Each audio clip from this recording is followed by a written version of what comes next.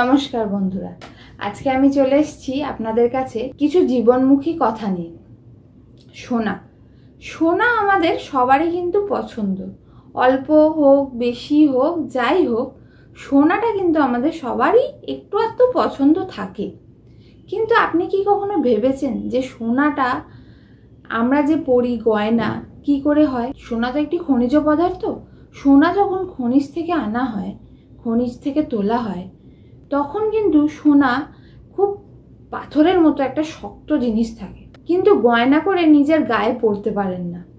সোনা থেকে গয়না হতে সোনাকে অনেকটা পথ চলতে হয়, কিন্তু সোনাকে পুরো গলিয়ে দেয়। তারপরে স্বর্ণকার তাকে হাতুড়ি মেরে কাট ছাট করে আস্তে আস্তে একটা গয়না বানায়। সেই গয়নাটা যখন তৈরি হয়ে যায়, তখন কিন্তু আমরা বছরের পর বছর ওই গয়নাটার প্রতি আমাদের লোভ থাকে। কি সুন্দর গয়না, কি সুন্দর গয়না, এটা কিন্তু আমরা বলি। তাই জন্য যদি আপনি ঠিক সময় জয়লাভ করতে চান, তাহলে কিন্তু নিজেকে তৈরি করার জন্য আপনাকে সময় দিতে হবে। নমস্কার, আজকে এখানেই শেষ করলাম। আশা করি আপনাদের ভিডিওটি ভালো লেগেছে।